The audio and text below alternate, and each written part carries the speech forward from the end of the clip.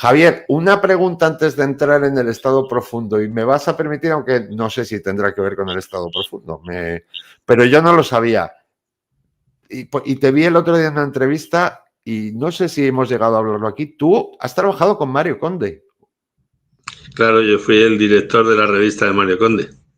Ajá. Vale, vale. Es que el otro día te lo oí en un vídeo y digo, anda, pues esto no sabía. Oye, tú tienes un historial cojonudo, un historial de la hostia. ¿Y qué tal con Mario Conde? Así, en plan cotilleo, ¿eh? En plan bien. Pues en plan cotilleo te diré, así somos los seres humanos. Nunca en mi vida he ligado tanto, porque las mujeres se aproximaban a mí y yo creía que era porque me veían guapo y luego resulta que era porque pensaban que aproximándose a mí tendrían acceso a Mario Conde. Pero a nivel personal, ¿él qué tal? Hombre, desde luego Mario Conde no es cualquier persona, ¿no? O sea, tal vez tampoco sea esa persona en la que todos querían convertirse, ese referente que había antes en todas las escuelas de negocios, las universidades. Sí, sí. Fue además uno de los repuntes mayores que ha tenido la industria de la gomina en España. Porque todos se ponían gomina, pero quitando lo anecdótico, Mario Conde es una persona muy a tener en cuenta, ¿no? Claro, depende a quién le preguntes, y esto de Mario Conde, podríamos pasarnos todo el programa hablando del título del programa relacionado con Mario Conde, el estado profundo y Mario Conde, porque realmente Mario Conde ha formado parte del estado profundo, ha formado parte de eso y además ha sido víctima del estado profundo. O sea que...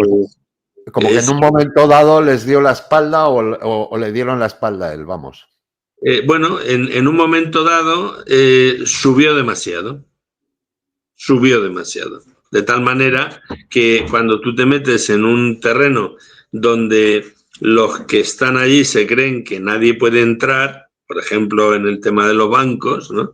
Cuando tú no vienes de ese mundo, por mucho que seas abogado del Estado, número uno de tu promoción, por mucho que tengas un pastón, que por eso entró en el mundo de los bancos, porque Juan Abelló era propietario de la empresa Antibióticos y entonces Mario Conde se la vendió, le ayudó a venderla y se llevó una comisión de varios miles de millones de pesetas.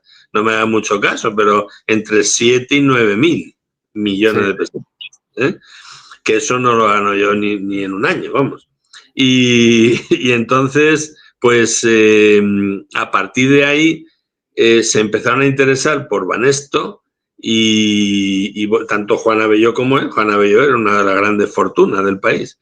Y al final, pues se hicieron con el banco invirtiendo todo ese dinero en el banco.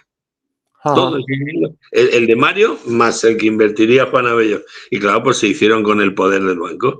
¿Qué ocurre? Que esto no es una OPA, pero es una especie de OPA de asedio, digamos, ¿no? De llegar y decir, este banco me lo quedo yo. Y al final, pues toda la gente, en fin, todos los dueños auténticos de todos los demás bancos se pusieron de uñas, se mosquearon, este chulo dónde va, ¿no? O, sí, estos chulos dónde van. Luego, para colmo, ya antes de empezar, ya hubo mojeos. Tú sabes que cuando hay un sillón, pues todo el mundo quiere ese sillón, ¿no? Y si hay dos no hay problema, pero si hay uno estamos jodidos. Y entonces el sillón de presidente lo quería Juan Abelló y se lo quedó Mario. Ahí empezaron las rencillas ya entre ellos, ¿no? Y bueno, pues al final la historia genérica de Banesto la conocen casi todo el mundo, pero realmente esa no es la historia. La historia es otra. Yo escribí un libro que está en Amazon solo en ebook, pero está en Amazon, que se titula Mario Conde, la reclusión del éxito. y es un libro donde cuento realmente lo que pasó con la historia de Mario Conde, con la historia de Banesto, vamos, ¿no? Que la gente se cree es un ladrón, lo han pillado, corrupción por aquí, corrupción por allá, pero la realidad no es esa. La realidad es que se lo quitaron de en medio. Felipe González estaba absolutamente quemado con el tema GAL.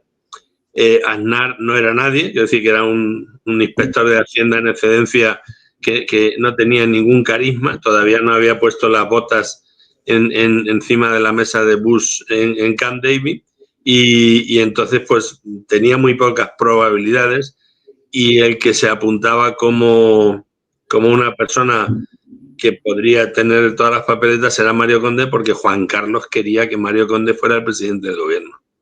Claro, esto no se trata de que yo quiero que este sea el presidente del gobierno, y lo es, porque esto es aparentemente dicen que es una democracia, pero sí que de alguna manera pues podría haber influido el rey, porque entonces el rey era muy potente también, no como ahora, ¿no? Y podría haber influido a nivel del Partido Popular, quítame a este y ponme al otro y cosas así. El caso es que negociaron entre Aznar y Felipe González y se lo cargaron. ¿Cuál fue el motivo principal de la negociación? El motivo principal fue que Felipe González jamás pisaría un tribunal como señor X de los GAL. Y así ha sido. No ha pisado ningún tribunal, siendo que es el señor X de los GAL. Claro. Y bueno, eso fue lo que se negoció, que no iba a haber rifirrafes entre ellos con tal de que saliera Aznar. Y se quitaron a Mario Conde, ¿cómo? Pues muy sencillo, resumiendo muchísimo, claro, muy sencillo. De repente se inventaron un agujero en Banesto. Tú cuando vas a pedir un préstamo, o cualquiera que nos esté escuchando, a que piden los bancos avales de todo tipo y garantías de todo tipo. A que a nadie le den un préstamo por la cara. Bien, pues,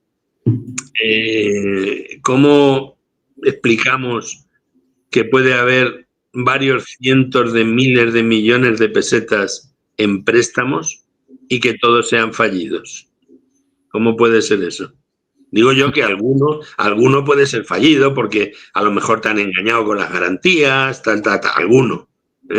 Yo qué sé, vamos a exagerar, un 1% que ya es demasiado, pero sí. 100% de préstamos fallidos de todos los préstamos que tenía Banesto. Entonces se inventaron ese agujero, no existía. De hecho, JP Morgan, que es uno de los principales bancos del mundo, ya tenía claro que se fusionaba con Banesto. Entonces, ¿cómo es posible que el presidente de JP Morgan esté anunciando que se fusionan con Banesto? ¿Qué pasa? ¿No han mirado bien o cómo es eso? ¿O es que un banquito miserable como Banesto, digo miserable comparándolo con JP Morgan, ¿no? Los ha engañado, ha sido capaz de engañar y tapar ese agujerazo tan tremendo, ¿no? Entonces, luego, otra cosa interesantísima es que el gobernador del Banco de España, Mariano Rubio, le propuso 1 o 2 días antes de intervenir el banco, le dijo a Mario: vende todas tus acciones, recupera todo tu dinero y quítate de en medio y no intervenimos el banco. Joder. Pero vamos a ver, si eres el tío que manda en el Banco de España, si eres o sea, si hay un agujeraco tan grande, ¿cómo me dices quítate de en medio, llévate tu pasta y aquí no ha pasado nada? Lo que querían era quitarse de en medio a Mario Conde y ya está. Mario dice, ¿pero por qué? Pero si estábamos a punto de fusionarnos con estos, no hay ningún agujero. No vendió y rápidamente el Banco de España intervino con esto. Y después entraron los de siempre, los Botín, sí, tal y como pasó con el Banco Popular. Escucha, Javier, que estoy resumiendo muchísimo, ¿no? Pero fíjate Emilio Botín lo que hizo. Emilio Botín le puso a Alfredo Sáenz al frente de Banesto. Sí. Sáenz montó una empresa de estar de 500.000 pesetas, 3.000 euros, para comprar todos los préstamos fallidos, los compraban más o menos a peseta, aproximadamente, no estoy exagerando. Algunos a lo mejor algo más, pero los compraban a peseta porque eran fallidos, ¿no? Para intentar recobrar. Y entonces, la empresa que montó, quien montó esa empresa era el nuevo presidente de Banesto, ¿vale? Bien, pues sabes que recobraron todos los préstamos porque obviamente todos estaban garantizados. Por lo tanto, recuperaron todo ese dinero y además recuperaron lo que el Fondo de Garantía de Inversión les dio por los préstamos fallidos. Es decir, una estafa en toda regla, vamos. Recuperaron el dinero 2 veces. 2 veces. ¿Eh? Sí, y así... no, quiero decir que al final la historia de Banesto no es como la gente la cree, ¿no? Yo tengo acceso a toda esa documentación porque hay un abogado que se llama Antonio Panea, que está en Alicante, que es un máquina, que es el que ha llevado todo este asunto, y la verdad es que es espectacular ver la realidad con documentos, con decenas y decenas de miles de documentos de todos esos préstamos y tal, y que ninguno era un préstamo fallido, ¿no? Y al final, mira, Mario Conde en la cárcel por la historia de Argentia Atrás, después por la historia de Banesto, y todo mentira. Lo de Argentia Atrás, brutal. O sea, los 600 millones que desaparecieron no es que se los quedase Mario Conde, es que se los dio Antonio Navalón, asesor de Felipe González, para que Navalón gestionase una bajada de intereses para la corporación empresarial Banesto, ¿no? Y le dijo el otro, mira, esto es que vale, en fin, los lobbies ya saben lo que hay. Y le costó 600 millones de pesetas, que obviamente no eran del bolsillo de Mario Conde, eran de Banesto. Pues, ¿qué hizo el otro? Hizo magia y desaparecieron los 600 millones y no se bajó los intereses a la corporación Banesto ni nada. Cuando le preguntan a Mario, dice, pues se los he dado a este. Y dice, ya, pero usted es culpable por no haber guardado el dinero. A la cárcel. Después de varios años que su mujer Lourdes mandó una comisión rogatoria y todo a Suiza para ver qué pasaba, porque su marido estaba varios años ya en la cárcel por Argentia Atrás. Después de eso, aún no había venido, o sea, que hay plazos para todo esto en la justicia, hay plazos. Aún no había, la comisión rogatoria esta aún no había obtenido los documentos que solicitaba. Joder. Y después de varios años. Fíjate que salió Mario Conde y todavía no habían dado esos documentos. Salió de la cárcel y aún no se los habían dado. Total, que me fui yo a Suiza, nunca se me olvidará la frase que dijo, dice, joder, después de todo lo que me he gastado en abogados entre España y Suiza, y ahora viene un tío de Albacete y en 2 fines de semana me resuelve el asunto. Y es que resulta que monté allí un escándalo periodístico con amigos de investigación de allí, de periodistas de investigación, y conseguimos descubrir que el dinero se lo había quedado 100 millones Navalón, 100 millones cada uno, varios directores de Banesto que habían traicionado a Mario Conde.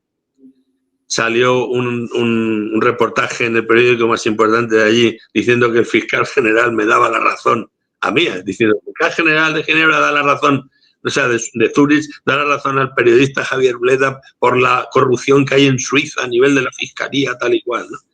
Y es que resulta que el fiscal que llevaba esto, Peter Kosanday, se había salido de fiscal, se había metido en una empresa de estas de asesoramiento a alto nivel y estaba enrollado con un periodista que andaba detrás de Mario Conde como un perro de presa, ¿sabes?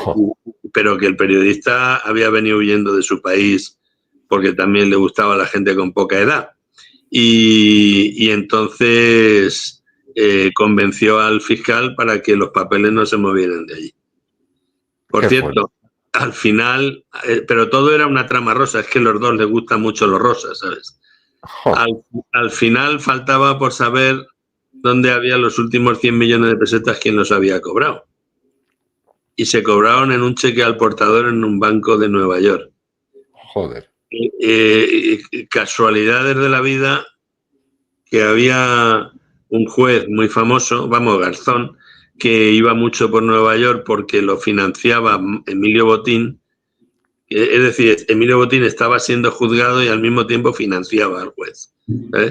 Y yo, en fin, me hubiera gustado tener el teléfono de Garzón para llamarle y decir, oye, Balta, si pasas por allí, por la puerta de algún banco en Nueva York y tal, mira a ver si ves a alguien saliendo con 100 millones de pesetas. Bueno, que no se lo darían en pesetas, porque digo yo que ya que estaba por allí, lo mismo él se podía enterar, porque él no los cobraría, digo yo. No tendría nada que ver que fuera el que hablaba con los fiscales y era el enemigo número uno de Mario Conde en los juzgados. O sea, increíble, ¿no? Increíble a lo que se tuvo que enfrentar, y teniendo en cuenta lo que te decía antes, que detrás de todo eso también siempre estaba el Santander, y también hubo un caso que fue muy famoso, no sé si ese caso tendrás tu información y tal, que fue el Fórum Filatélico Afinsa, que eso se los cargó Aznar cuando eran empresas súper solventes. Eso se llevó por delante incluso la vida de mucha gente. Y después llegó lo que te decía antes, el Popular, que también se lo quedó el Banco Santander por €1, quiero recordar. Y entonces anda por detrás todos estos manejando el país, y decimos ahora, y esto viene ya de tiempo inmemorial. Sí. O sea, pero esto forma parte del Estado profundo. No Claro. es otra cosa. O sea, no es que el Estado profundo sean los bancos, pero mira, te cuento una anécdota. Cuando yo era director de Artículo 20, o sea, cuando yo me fui de Artículo 20, y que me fui por lo que te voy a contar, me fui a dirigir la revista de Mario Conde. Y en mi puesto se quedó Balbín, de la clave, José Luis Balbín, el de la pipa, ¿no? Y entonces me fui, ¿por qué? Pues porque el Artículo 20 tenía los mejores investigadores a nivel periodístico que había en España. Y yo era el director de la revista. Bueno, pues en un momento determinado nos enteramos de una información con documentación cuando el Santander se iba a fusionar con el Banco Central Hispanoamericano. Y entonces, entonces resulta que sacamos en la portada la cara de Amusategui, que era el presidente del Banco Hispanoamericano, el BCH, ¿no? Y ponemos, así con letras grandes, la Fiscalía Anticorrupción investiga al BCH. Eso el mismo día salía en nuestra portada, el mismo día que se reunían todos los accionistas y todo para ver si aprobaban la fusión. Entonces, todo con documentos de la Fiscalía Anticorrupción, ¿vale? Y entonces me llama el jefe de los editores y me llama a su casa y me dice, ¿qué has hecho? Digo, pues mi trabajo. Digo, ya quedamos cuando me contratasteis que yo soy así, que a mí no me controla nadie y que yo soy el que toma las decisiones. Dice, pues esta decisión no puede seguir adelante. Esta portada no se puede sacar, ni el reportaje, no se puede sacar. ¿Por qué? Pues porque nosotros nos llevamos muy bien con el BCH, tenemos muchas empresas, tenemos muchas cuentas con ellos, muchos préstamos, mucho de tal, y no puede salir la portada. Ojo, la revista estaba impresa y estaba ya en la distribuidora pendiente de salir para toda España. Y entonces dije, bueno, entonces, ¿qué es lo que quiere? Dice, pues mira, nos hemos reunido esta mañana y hemos decidido que tienes que quitar la portada y el reportaje que va dentro, más tu artículo que habla de esto. Porque yo, cada vez que salía la revista, pues hacía un artículo del director sobre el reportaje de portada. Bueno, pues como nosotros teníamos nevera de corrupción, toda la que querías, pues nada, pero claro, obviamente no se podían arrancar las páginas, hubo que hacer la revista entera otra vez, ¿no? Es decir, quitamos la portada, pusimos otro reportaje, yo hice otro artículo, lo mandamos a la imprenta y se volvió a imprimir y la revista que había se tiró. Yo tengo un ejemplar o dos los tengo de esto que te estoy contando, ¿no? Y de hecho la noticia salió, no me acuerdo si en 5 días, el periódico económico 5 días, con la movida esta que se montó, porque claro, automáticamente una vez que salió la revista, pues yo dimití. O sea, yo saqué la revista y después dimití. Y el equipo que había en la revista se vino conmigo y nos fuimos todos con Mario Conde.